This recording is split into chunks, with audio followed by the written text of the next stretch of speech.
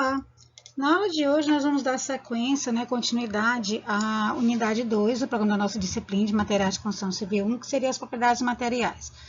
Na aula anterior, nós falamos sobre as principais propriedades mecânicas, falamos também das propriedades térmicas, e ainda falta a gente conversar sobre algumas propriedades acústicas, a parte de fadiga, a parte de tenacidade, ductibilidade, a fragilidade do material. Então, nós vamos falar na unidade, a molacidade, nós vamos falar na unidade de hoje.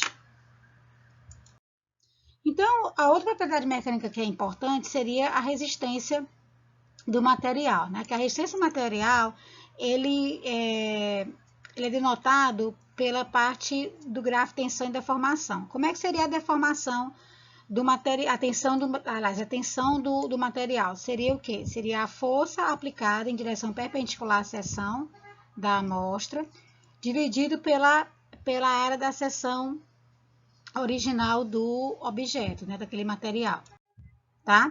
Então, a unidade de medida da força adotada pelo sistema, como eu já falei na aula 1, seria a quilograma-força, que é adotado no Brasil, 1 quilograma-força é 9,8 newtons, e a unidade definida, a parte de resistência, que a gente chama de MPa, que o MPa é 1 newton por milímetro cúbico, tá?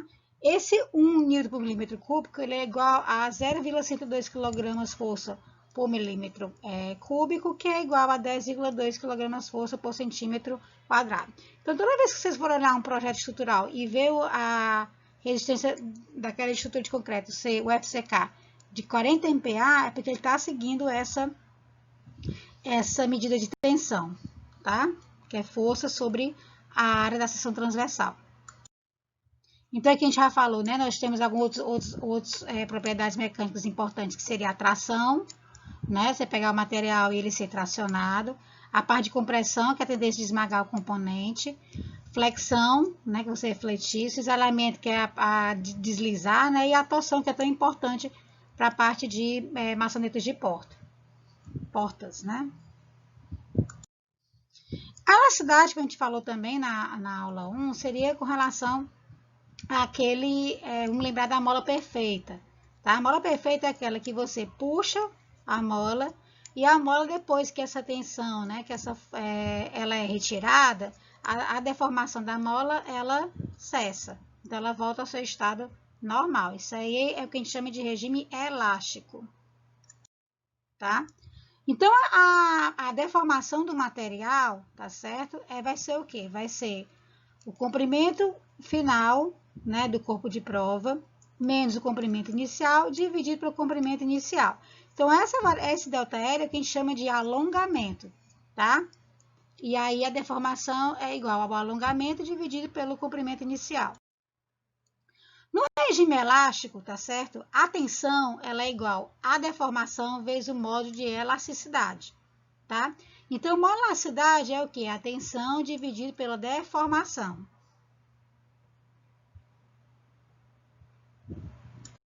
Tá? Então, aqui a gente tem um exercício que ele mostra dois materiais.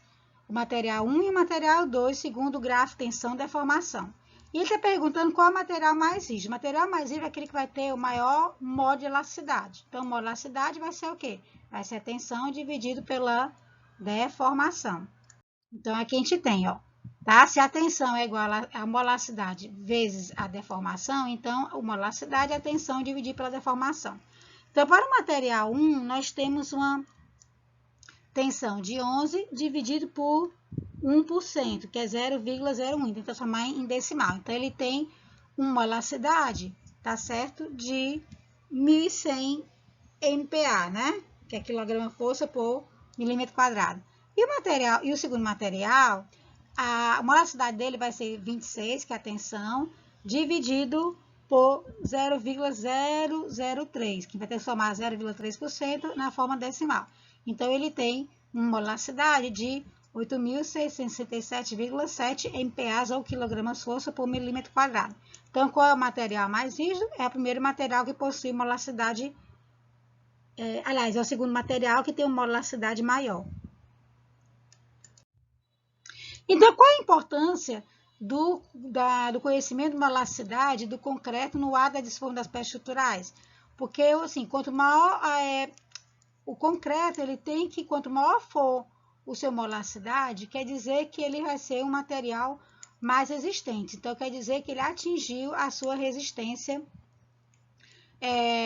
de projeto. Então, isso quer dizer que você saber a molasticidade daquele material, que você vai saber o momento que você pode começar a fazer o processo de desforma e a retirada do escoramento, né, que a gente chama de cimbramento. Então, a relação entre as deformações laterais e axial do corpo de prova é o que a gente chama desse coeficiente de Poisson. Não pego muito, não. Plasticidade, que vai ser o quê? Né? Depois que o material vai sofrendo vai sendo aplicada uma tensão em cima dele. Então, ele vai ficar ainda no regime elástico. Depois, ele vai passar por um coeficiente de escoamento e ele chega ao regime plástico. O regime plástico é quando a deformação se torna permanente. O material, depois que é retirada a tensão, ele não consegue voltar ao seu estado inicial. Tá? Você vai começar a ter rupturas das ligações intramoleculares. Aí aqui você tem um gráfico, né, dos diagramas de tensão e deformação. Tá certo? Aqui no primeiro é do regime elástico, ele volta ao normal. E no segundo ele não consegue mais voltar ao normal, a deformação fica permanente, ele está no regime plástico.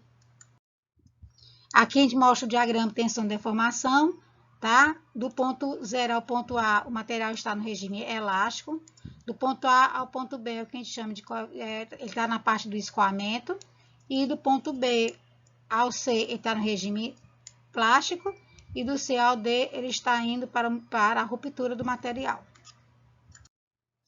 Então, as etapas do ponto 0 até o ponto A, tá? É a fase elástica. Do ponto A ao ponto B é o patamar de escoamento.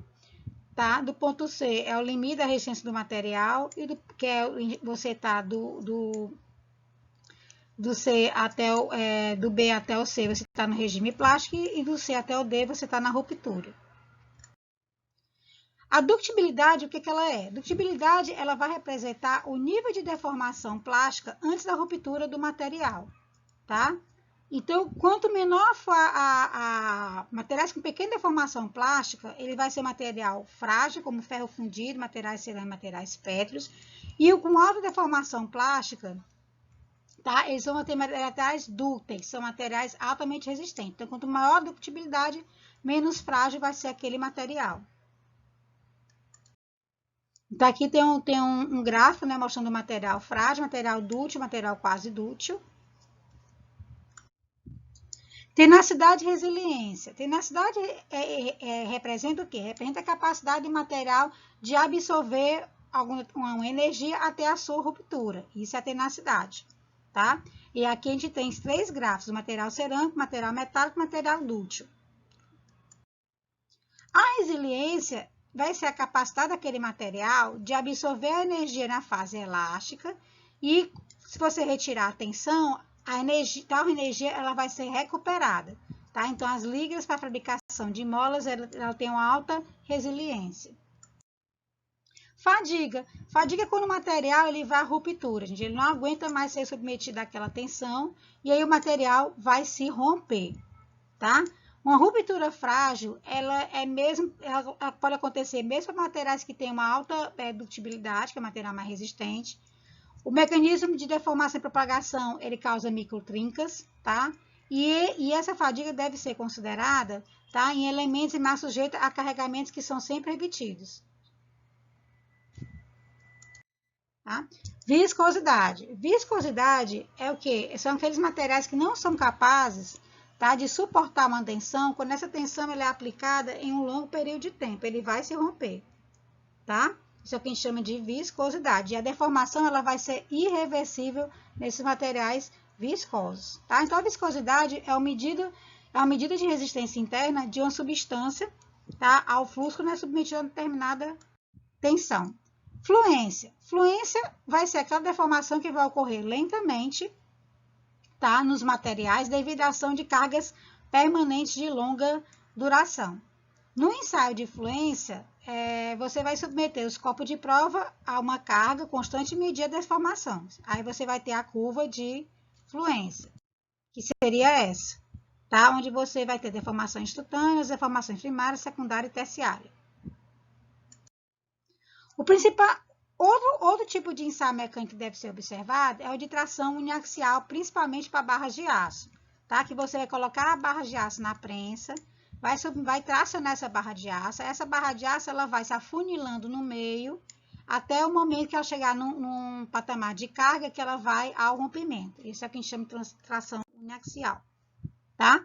Aí aqui você vai ter, né, o molacidade, tensão de escoamento, tensão máxima, ductibilidade, coeficiente de escoamento, enfim.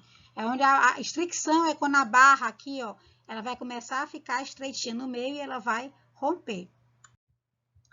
Aqui é o ensaio de compressão dos corpos de prova. Aqui é um corpo de prova cilíndrico de concreto, tá? Ele vai ser comprimido, né, esmagado, e aí até chegar a um determinado coeficiente de tensão que ele vai começar a fissurar. Aí essa daí seria a resistência desse corpo de prova. Molacidade, ele é importante hoje para determinar a durabilidade daquele material. Quanto maior a molacidade, mais durável, mais resistente é a tua peça de concreto. Hoje os calculistas estão exigindo que essa molacidade também seja um ensaio feito de obrigatório. E aqui, gente, no final da unidade, tem alguns exercícios que eu gostaria que vocês fizessem, tá? São 8 exercícios, tá bom? E aí, eu vou gravar um vídeo, vou solucionar, vou ver se eu consigo solucionar, tá? Os exercícios 6 e os exercícios 8, né? Que é um exercício que tem que ter um pouquinho mais de atenção. O 8, ele envolve esse gráfico de tensão e deformação. Vou ver se eu consigo resolver. Eu gravo um videozinho explicando esses dois exercícios. Tá bom? Então, essa será a nossa segunda aula de propriedades dos materiais. Na próxima aula, nós vamos começar a unidade 3, que seria a parte de pedras naturais.